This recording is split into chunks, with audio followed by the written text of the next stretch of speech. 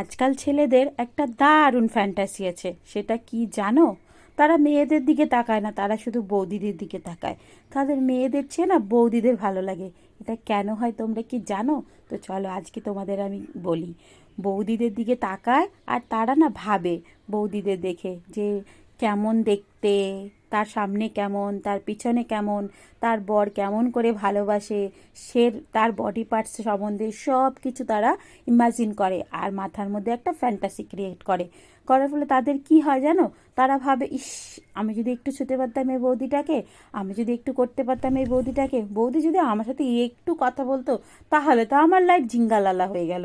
এইসব যখন তারা ভাবে, তাদের ভেতরে একটা ইচ্ছা আসে, তাদের মধ্যে হরমোন লেভেল হাই পাওয়ারের হয়ে যায়। আর তখন তাদের মধ্যে একটা চাহাত চলে আসে কি সেই বৌদিকে আমরা কিভাবে পাবো, বুঝলে? এই জন্য তারা বৌদিদের দিকে তাকায়। আর কি বলো তো, ওই যে বৌদির কাছে বললে বৌদিরা কোনোদিন না করবে না, তারা সব কিছুতে তাড়াতাড়ি হ্যাঁ করে দেবে, তারা বিভিন্ন রকম পজিশন ট্রাই করতে চাইবে, তাদের মধ্যে কোনো লজ্জা থাকবে না, তারা ওপেন মাইন্ডেড থাকবে, তারা একদম এক্সপার্ট থাকবে, এক্সপিরিয়েন্সওয়ালা থাকবে। এই জন্য বৌদিদের বেশি ভালো লাগে। আর সেটা তো ইয়ং মেয়েদের হবে না। কেন? ইয়ং মেয়েরা লজ্জা পাবে, তারা পুরো ওপেন মাইন্ডেড হতে পারবে না। তাদেরকে যতই বলা হোক না কেন, তারা লজ্জায় না না না না করবে। সেজন্য মানুষেরা কি চায় জানো? যাতে একদম পুরো ওপেন মাইন্ডেড থাকুক, আমার সাথে একদম খোলামেলা কথা বলুক। সেই জন্য ছেলেরা আজকাল বৌদিদের বেশি ভালোবাসে, আর মেয়েদের মধ্যে এটা হয় না।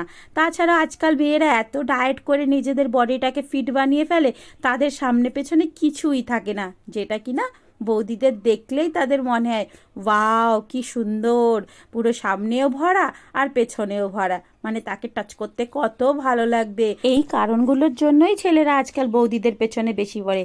কিন্তু জানো, এই যে মজাটা আর এই যে ফিজিক্যালটা, এটা যখন ইমোশনে পৌঁছে যায়, তখন কিন্তু একটা দারুণ প্রবলেম হয়ে যায়। তখন কি হয়, সেই মেয়েটাও তাকে আর ছাড়তে পারে না, আর সেই ছেলেটাও সেই মেয়েটাকে ছাড়তে পারে না। কিন্তু এই রিলেশনটা ওই বয়সে বড়োর জন্য কখনো কখনো ভালোভাবে টিকেও না। কেন জানো? যদি কাউকে বড় বয়সের বৌদিকে বা আন্টিকে এরকম যদি বিয়ে করে ফেলো, তাহলে কি হবে? সমাজ তোমাকে মানবে না, ফ্যামিলি তোমাকে অ্যাকসেপ্ট করবে না, সবাই তোমাকে ছিছি করবে। আর তখন তোমার মনে হবে, ইস, আমি কি ভুল করলাম। আর তখনই তোমাদের শুরু হবে দুজনের মধ্যে আনবান। তখন কি হবে? তোমারও লাইফটা শেষ হয়ে গেল, আর যে তার ফ্যামিলি ছেড়ে তার বাচ্চা ছেড়ে আসলো, তারও লাইফটা শেষ হয়ে গেল। তাই বলছি, এইসব কথাগুলো মাথায় রেখেই তোমরা কিন্তু এইসব দিকে আগাও। হ্যাঁ, বৌদিদের ভালো লাগতেই পারে, যদি সেই বৌদিও রাজি থাকে তোমার সাথে শুধু ফিজিক্যাল করবে আর কোনো ইমোশন আনবে না, তাহলে ডোন্ট ওয়ারি, দুজন দুজনের সহমতি নিয়ে কোনো কিছুও করতে পারো।